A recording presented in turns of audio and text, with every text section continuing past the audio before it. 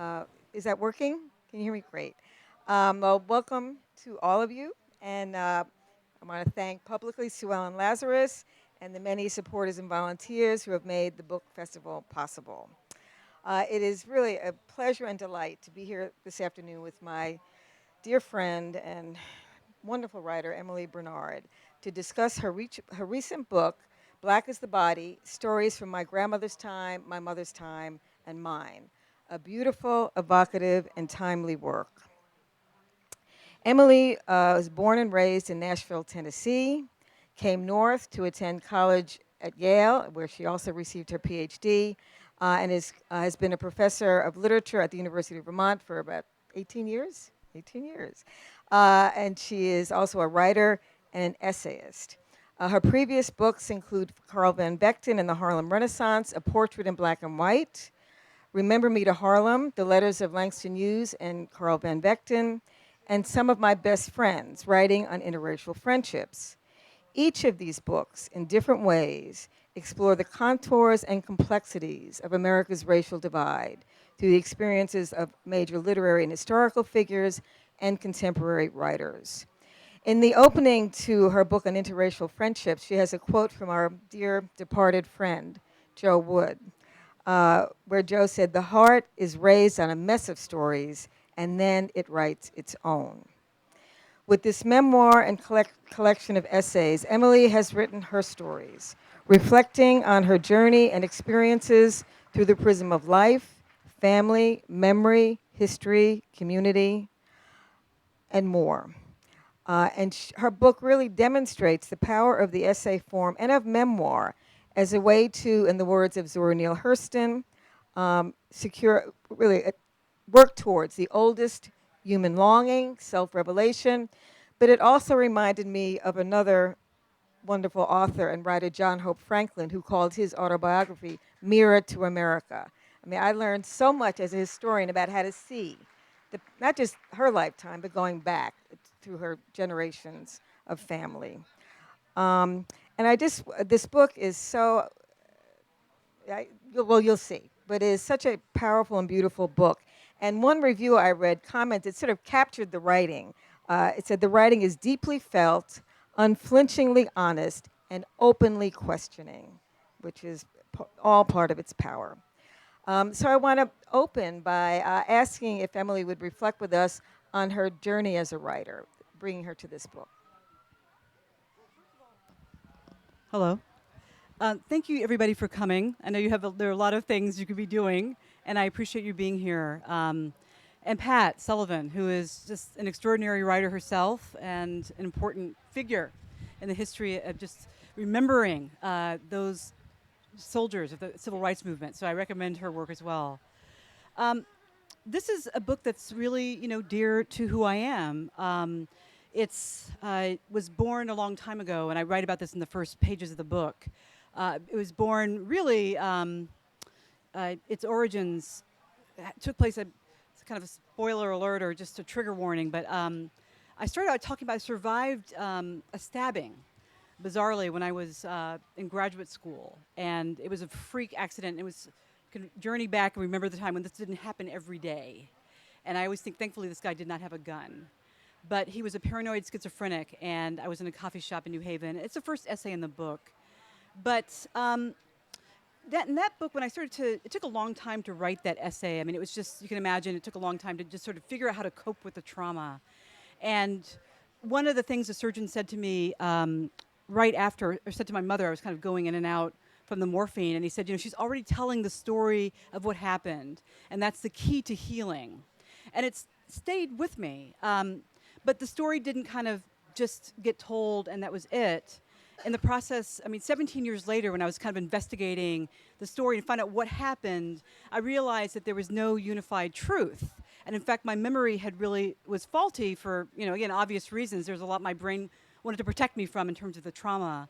But I went through hospital records and police records and newspaper reports, and it was an entirely different story than what I had experienced. And what I had to give over was the idea that I actually owned the truth of that experience. It was something I only remembered part of, and I remembered in certain kinds of ways. And deliberately misremembering things. As some of you who've survived trauma, you know what I mean. It was out of my control, what happens, what you do.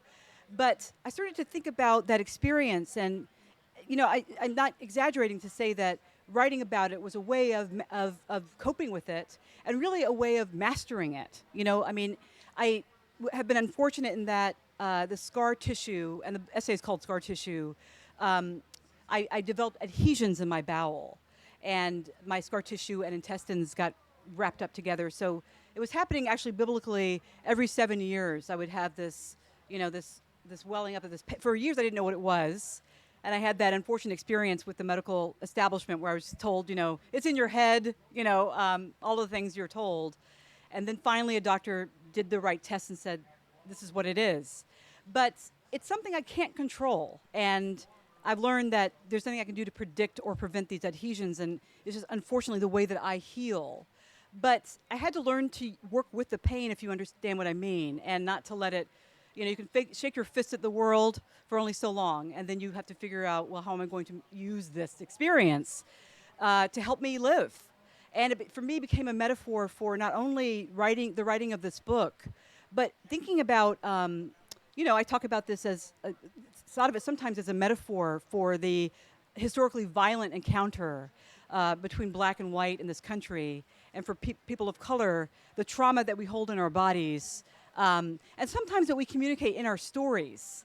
In the book, I'm doing a lot of, I think, wrestling with the past and the stories that my parents and before them ancestors told me to survive black in a world that historically has not recognized my humanity, but also as a kid wanting to make my own story and wanting not to be claimed by the stories of my ancestors. And of course, as I get older now and I have children of my own, they're having the same, they tell me, Mommy, you make everything about race.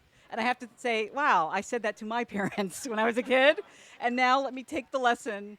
So the struggle I was working with, thinking about my mother's legacy, and she was an amazing storyteller, and her mother before her. So many stories she told me to help me live were also stories that were very much locked in her place in time. So the question I went into in this book is, what good are these stories? And what am I saddling with my children with? What are the things that are going to enable them and liberate them to know? And what kinds of pain will I maybe be perpetuating by my memories? So that's the kind of the question I was working with, but kind of between cultures and between, being a parent and being a child, trying to figure out, what are the stories that help make us whole. Wonderful beginning. Green light. Oh,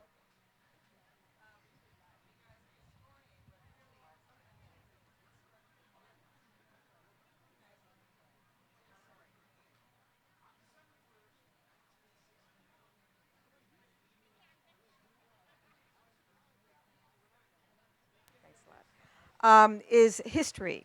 And as a history teacher, my students are history, facts, it's something that happened then, it's static, it's set.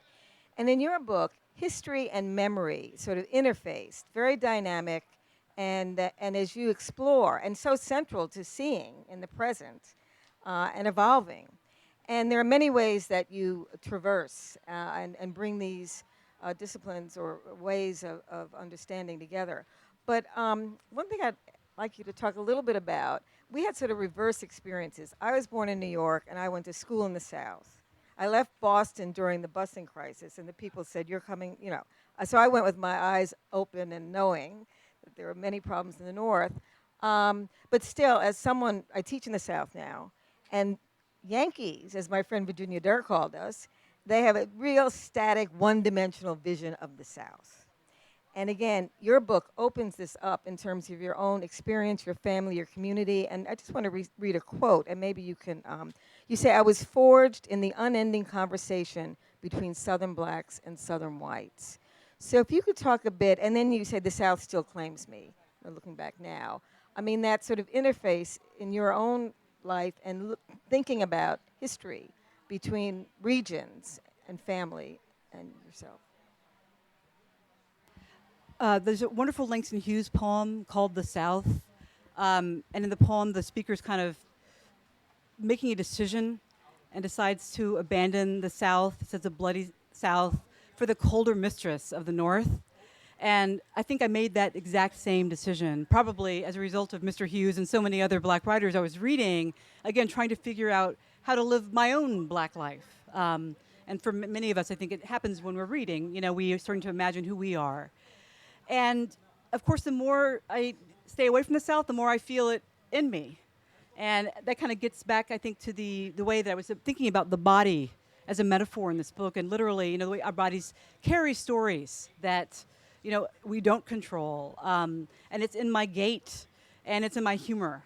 But I have not lived in the South for many, many years. And of course, the kind of South that I grew up in had not fully imagined me, which is one reason my parents encouraged me to leave. I always say I just was part of the migration, you know. I was part of that in some ways. My parents were really eager for me to go forth and find a different kind of freedom. But the South is, you know, that's where I learned to become a storyteller. And the book is very much, I think about my mother in the book, but also my grandmother.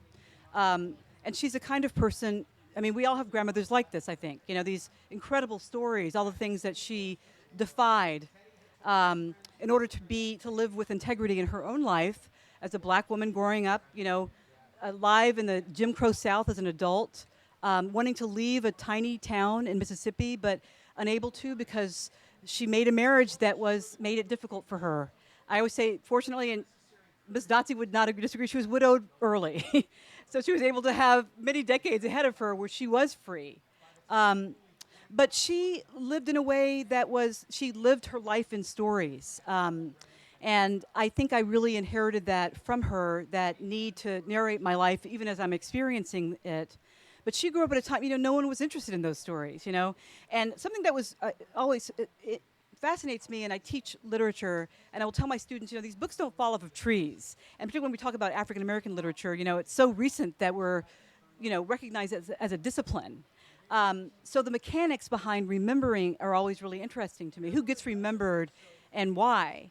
And for someone like my grandmother, you know, history books were not interested in this person's life. But her life has everything to say about the South and about what it meant to be a woman and try to forge your own identity. And I have the story in here about literally her building her house. And that became central to her identity and to her body in some ways, where she could be free and have her own kitchen and live outside of the boundaries set for her by her own parents. So it's still you know, the book is, we've talked about, you know, I think a real meditation on home. And freedom. You know, something I learned from an elder, a man who's since passed away, a doctor in my community in Vermont. Very important to me. He's an African American man, and he plowed the way for many of us to live. And he taught me something about being at home. And he made it clear being at home doesn't necessarily mean being at peace. And you know, people ask me often, you know, about being black in Vermont, and you know, it's hard being black anywhere these days, as we know from watching the news, all of us in bodies that are not honored, you know, in mainstream culture, all of us who live different. I mean, it's hard.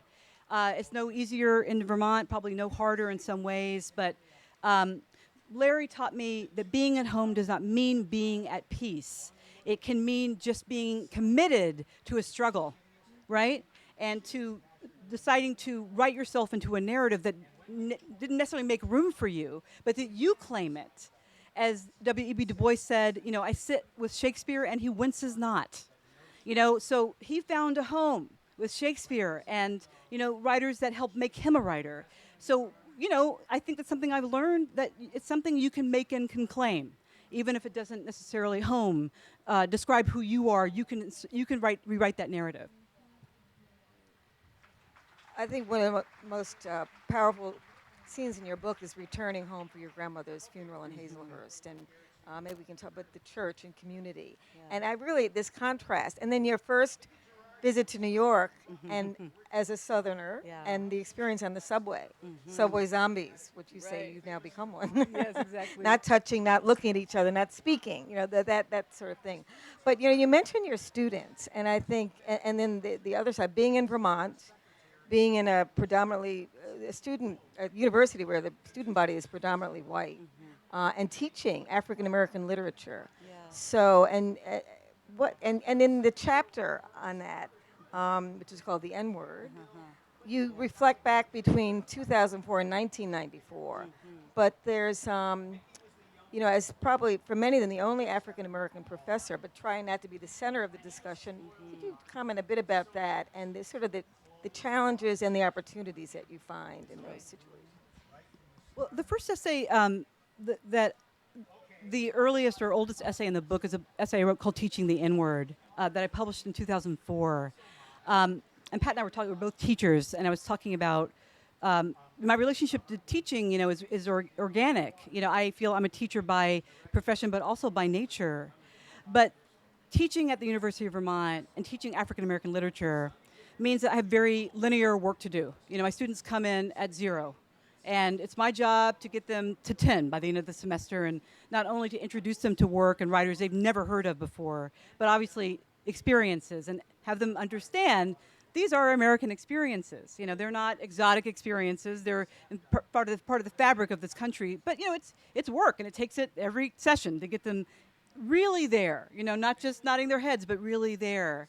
And it requires that I am present, but also that I disappear. I don't want my students to get kind of stopped on me in the classroom. They have to be able to learn and make mistakes. And also, they're not entitled, to my personal experience, right? I mean, but there's an important line. But on the page and in writing, I feel like there are two sides, of me. And in teaching the N-word, I didn't want to give a lecture. It's such obviously a fraught and for some reason persistent, problem. Every so often, someone says it, and then they, have to go on Oprah and say they're sorry, and then they may or may not lose their career, and then it happens again. And so, the lectures aren't working, So, I'm just always fascinated, why? And, what is the world in which that word lives, and what is attractive about it?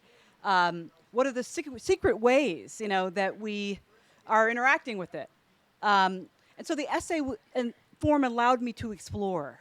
And I like the essay form because it's essentially a journey, and I wanted to just take it for a walk in all of these different areas of my life and to give that to the reader. I don't have, well, there's a simple answer that my grandmother would say, you can say whatever you want. I tell my students, but as Ms. Dotsie would say, don't write a check with your mouth that your behind can't cash. In other words, there are consequences for the things we say.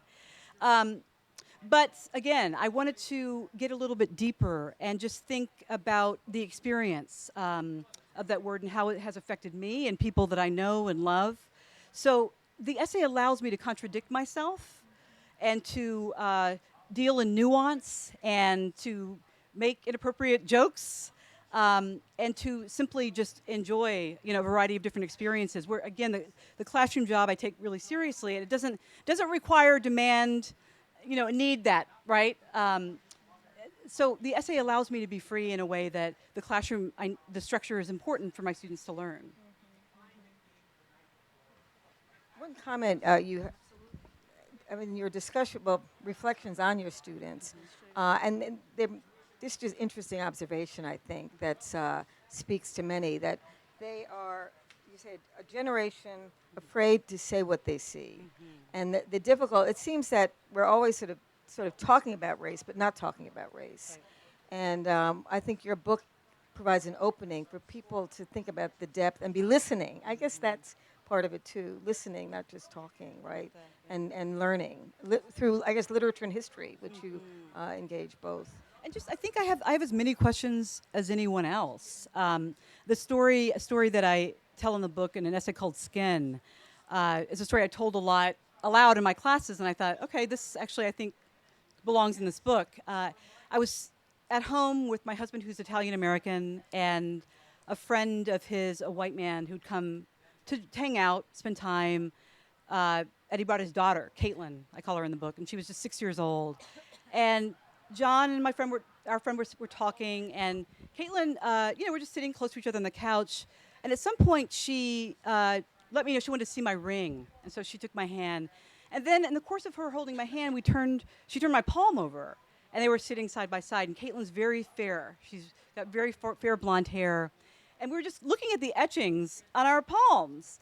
And I realized I'd never thought about this before. Even though my husband is white, I never really thought about the difference, in that this thing, So hers were almost invisible. We were looking, and her father, in the middle of this conversation with my husband, just took her hand away.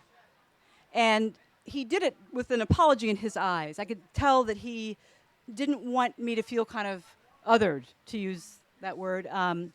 And I think he also didn't want her to see. He didn't want her to be focused on our difference there. But the problem was that she did see it. And, we sat there on the couch, I think neither of us knowing how to respond to this moment because Ben just kept talking. And, there's this current of shame that just I could feel that she felt she had done something wrong. And I thought, okay, here are all these people in this room, and everybody's trying to do the right thing. The friend was just trying to prevent what he thought would be an insult that his daughter might have delivered to me unwittingly. I was just trying to go with the flow, and he's the dad, and she was just being curious as a kid. So again, the book, I didn't want to lecture. I wanted to share those kinds of experiences because, I have as many questions as anyone else. And I think we contradict ourselves. Race is itself a contradiction. It's something that we see. We organize our lives, as Dorothy Roberts says, we make use of it every day. Even those of us, who know better, who know, okay, well, to assign characteristics to a group of people is arbitrary. But it's also something that many of us experience. I experience blackness and love blackness. At the same time, people who try to cordon off blackness into this area, you kind of say, wait a minute, it's not just that. So the storytelling, again, is a way of me getting to all of the contradictions that I live with. And try to work through by just an honest reckoning. It's all I know how to do. It's just reveal. And I like the word that you used yesterday. I like to think of the book as an invitation for the reader to feel free to also be vulnerable and to engage with their own mistakes that they have made or their own questions. I don't have any. I learn as I go, and now I have children, and they learn more, and I learn from my students about mistakes that I have made, and my daughters are living a blackness that's very different than I lived. Sometimes I have to keep my mouth shut when I am telling them things, and they are saying, "Well, actually, no, it is this," and they have a freedom to talk about race in a different way than I ever did. So, what does it mean to then be open to the newness, but at the same time, staying true to the lessons we all have learned? So that's a book I think is really asking that question, and I don't have any concrete answers. Which is part of the power of the book. And it really is an invitation and an opening. And I think one of the stories you tell, and again, the stories are so illuminating, and it really gets to the point of interracial, marriage, and regional difference, north-south, is in interstates and about family. So would you share that? 'Cause that's Yeah, I'm a slow writer, and Interstates begins with a scene that happened many years ago, but I'd written about in 2006, I realized. I looked back at my notes, and it just took me a long time to try to figure out what it meant. But it begins with a scene, my family, we always made the same journey. My parents were creatures of habit. So we would drive from Nashville, stop in Memphis to see my cousins, and then drive to Hazelhurst, to my mother's place of birth and where all of our family lived. And we always stopped at the same gas stations, the same restaurants. And I was too young to understand that it was because my parents had grown up in the era of Jim Crow, and they were very aware of the places where they were able to receive service without being insulted or worse. So we followed these very predictable routes. And again, something we inherit. I do the same thing, in Vermont. You park in the same place, and it's because of that. I think that growing up with that sense of order and regularity in a chaotic world. One day, my husband and I had gotten engaged, and we were driving for him to meet the family, be presented to my clan. And my father, who drove like I do, which is not terribly well, There's a tire that was losing air, and my husband, who's a very good driver, knew this, and he said, we have to pull over. And I could feel the panic in the car because I knew why my father didn't want to pull over, and John knew too. But the tire was flat. So, and my mother and I, of course, were just see no evil here, just sitting here waiting this masculine contest.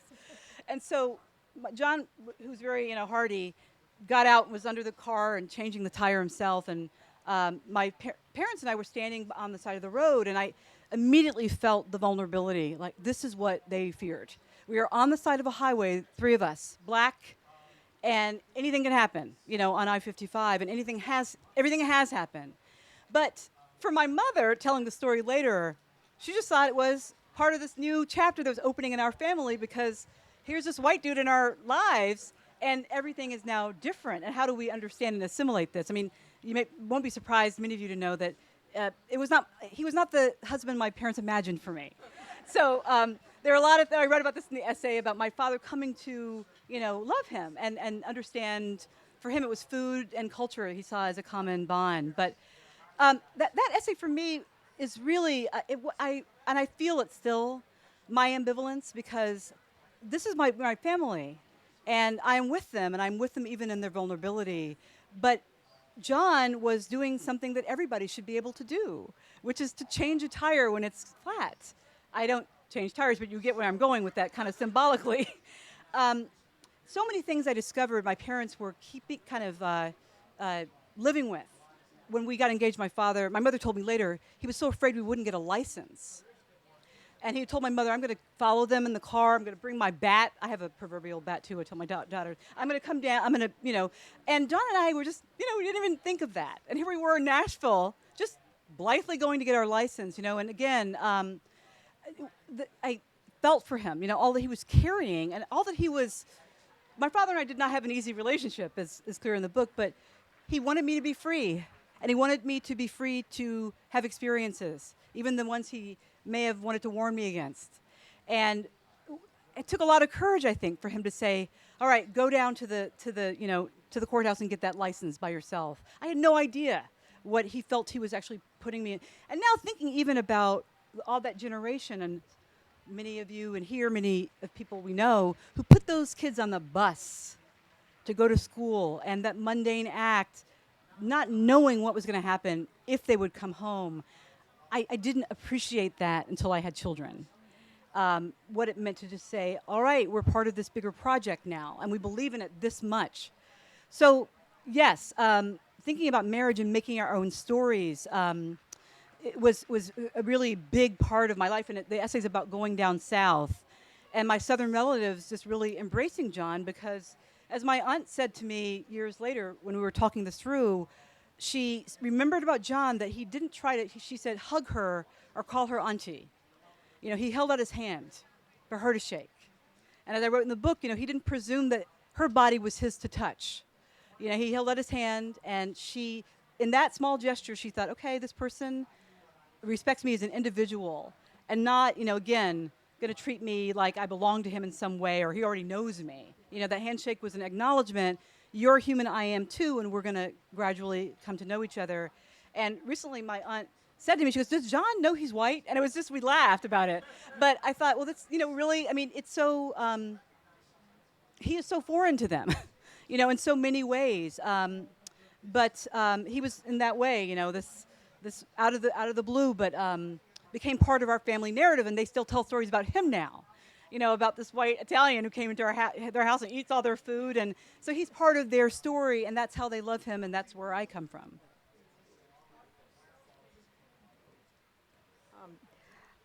There's, again, many strong themes that unite these essays and create this powerful memoir. And so the title of your book connects with your mother and your grandmother, and your book is dedicated to your daughters. Mm-hmm. So you might comment a bit on sort of how this book, what it's sort of exploring about Black women across generations within families. Yes, absolutely. This book is it's inherited. These stories are my parents' and grandparents' stories. I am a storyteller because of my mother, my grandmother, her mother. I wanted to address them, I wanted to remember them, I wanted to honor them in all of their complexity. But I have to say, I think in some way, very simplistically, I imagined that this book would have, be for women, you know. And I have been appropriately chastened by the emails I've gotten from men who've said to me, "Your grandmother is my grandmother." These are stories that I have too. But I'm always, the Emily Dickinson line, I forget what poem it is, tell all of the truth, but tell it slant. And I think of that as such that is how women tell the truth in stories. We haven't, there's another line that always breaks my heart. In Their Eyes Were Watching God, the main character's grandmother says, I wanted to preach a sermon about a colored woman on high, but there was no such pulpit for me. And that line, I think, in some ways propelled me, so much, thinking it's my job now. I'm standing on these shoulders. It's my job. The pulpit is here, and I have to assume it to do that work for them, or to do the work that they started before me. But I think, again, I think I think the book for me is a very feminine refusal. I talked about not wanting to give lectures, but to kind of tell a straight-on story. My grandmother, you would ask her a direct question, she would tell you a story. And it's the way I talk too. And I think it's about also wanting to create an intimate experience between myself and my imagined reader. I came to all of these essays with questions, like the scene with my husband on the side of the road. I didn't know what it meant. I still, belongs to readers as much as it does me. I had to learn what it meant through writing about it and sharing it with other people. And I think that's what my ambition in the book is, to say, have you had this experience? What is your take on it? How do you understand your own life? It's just the beginning for me. But the book is also about remembering the people who lived lives on the margins, and didn't have the institutions dedicated to their memory, but lived fully and in complex ways. Again, the story of my grandmother and how she built that house brick by brick, enlisting men when she had to, but also making sure it was her house. To me, it's the metaphor of just trying to build this book and how we build our lives. So many of us who don't have a lot of luxuries, of time and of independence sometimes, but we make them anyway. And within relationships, I think that's really classic. That's happens to us as women. We're always, even in slave narratives, it's the women who say they have children, and you can't be free in the same way if you have children. But if you can walk away with no attachments, it's a different, freedom is a different experience for women, I think. And the book is in the largest way trying to recognize that and give that room. Oh, there's somebody over here who's talking to us. That's it. Okay, we have, are we 10 minutes out? You're about 5 minutes out. Oh, or 5 minutes. Oh, dear. Okay. So we'd like to invite questions from you all. We have a few minutes. And there are mics. If you have a question, to come to the mic, but I can see that you cannot come to the mic. Oh. You mentioned your daughters. Yes. Could you say a few words about raising interracial children, mixed children, particularly in Vermont? That also presents challenges. It's my next book. I'm kidding. It's a big question. Actually, my daughters, I did not give birth to my children. We adopted our daughters from Ethiopia. So that's another layer of the story, and I write about it in here. And thinking about identity, I love that question because my daughters, and some, I watch them make up their own stories. I have one who's very identified with John, my husband, and she has said to me, you're the only one in the family who's not Italian. And I was like, okay, I'll let that go. So, but in her, she loves, that's her person, and, I sometimes ask her for advice. What would you say to Daddy? And she, so that's who she's identified with, and that is it. That's the story. For now, it's a complicated story, but I watch them and see how they've got a whole cast of characters from here to Ethiopia, people who are claiming them all over the world, and I watch them decide who is their family and who they belong to. It's a decision they have made. Of course, there are so many ways in which they're twins, which is another chapter. They belong to each other exclusively, in a way they don't to really anyone else. But, it's an ongoing story. And being a 13-year-old black girl in Vermont is complicated. And so they're living that every day. And we have talks about it all the time, about what it is like for them. One of them has decided to be the race warrior at her school, and you will be corrected, if you slip up in Julia's presence. And another one is finding it really hard. So my job, is just watching it happen. And, it's easy to pack your bags. The world is a big place.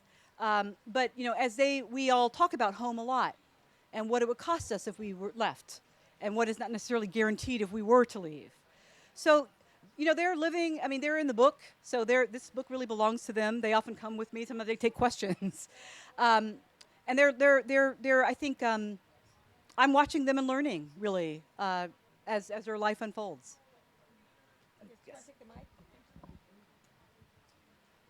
So I think we can all appreciate. Closer? Is that okay? I think we can all appreciate the conversation about issues of race in the U.S. context.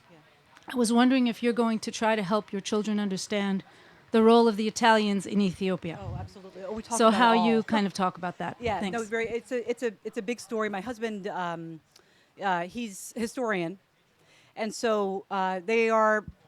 We're a family of talkers, so they understand all of it. My children. They are overhearing conversations and part of conversations, and they know that none of these stories is simple. But they are very much they are the authors of their own narratives. And they will tell you what it means for them to be identified with Italy. And what they know of Italy are Italian relatives who love them. And the sun rises and sets on these two girls and who don't see them as foreign, who've decided these are our grandchildren. And that was happening before they even came along. So, their experience to me is they lead the way in deciding what is most salient to them.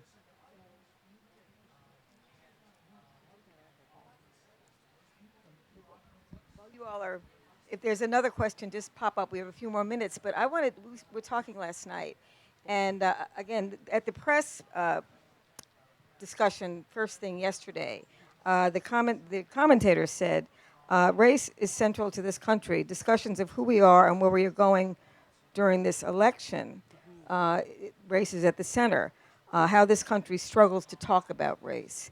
And I think, again, your book is an invitation. There's a lot of talk about race. Understanding is something else. Questioning is something else. So how do you see your book? And you talked about finishing it after the election of 2016. Right. At this particular moment, I think it has an enormous role to play in opening instead of closing. You talk about the fear associated with talking about race, how the students are afraid to speak up because they don't want to seem that they don't know, and just not having the questions. So. Right. The 2016 election was pivotal. As pivotal for me as it was for anyone else in this room. And really, as a parent, having to explain to my daughters, I'll never forget that. The next morning, what happened? I really feel like childhood ended in that day. They get all kinds of lectures about bullying at school. And now a bully is the president. So I'll end that. I needed a place to go, and I needed to remember that people are good. And I needed a place to be loving and to be vulnerable. And this book became a place for me. The choice between, staying silent and then ending up under the bed, just hoping it'll all go away. There was that choice and the choice to live and the choice to try to be active and to contribute to a healing conversation and a positive and a hard conversation. But the necessary conversation, truth-telling and honesty, that's what this book represents to me. It really helped me focus and live in a positive way is what I used it for and what it helped me do. As opposed to staying silent and getting calcified in anger. The classroom is important. I tell my students, we're practicing now good citizenship. That's what we're doing in the classroom above anything else. And this book, to me, is really about trying to be active and practice those principles, in the storytelling and the way that I wanted to approach these knotty issues. So it was essential. Yeah. I think that sort of ties in. Judge Richard Gergel is here, and he has a concept. But I was thinking about your book in this context, what you just said, and what it invites us to at civic courage. Yeah. About facing our past. Right. But you show the complications, and again, this sort of interracial, these boundaries that are fluid, that are real, but difficult and not easily described, right? They're situational, and the capacity of people to grow. But to grow, you have to have courage. You have to look at the past. I mean, I think history is all through your book. And as James Baldwin said, if you don't know what happened behind you, you have no idea what's going on around you. And that's why I'm glad I'm a history teacher, but they're like, oh, history, forget it. But so it's a challenge and an opportunity. But any final comments you'd like to make? Let's see. I'm not sure. I think we've covered a lot of things here. How's the reception to the book been? Has this The been reception has been, I mean, it's been really thrilling. And the most exciting thing is, making connections with readers. You're finishing a book, as you know, many of you know in here, and you're trying to dot your I's and cross your T's and, make sure the metaphors really work. And then there are readers, people who, and what I've loved is people sharing their own stories with me. I've heard so many stories. I mean, again, my grandmother apparently is, so the grandmother of many people. And as James Baldwin said, also, you think your pain is unique in the history of the world, and then you read. I'm paraphrasing. So it's also been true, I think, of sharing my own stories. It's, well, we are all in this together, and that has been a great gift that this book has given me. Yeah. and that you have given us with your book. So join me in thanking Emily Bernard. Thank you, everybody. Thank you.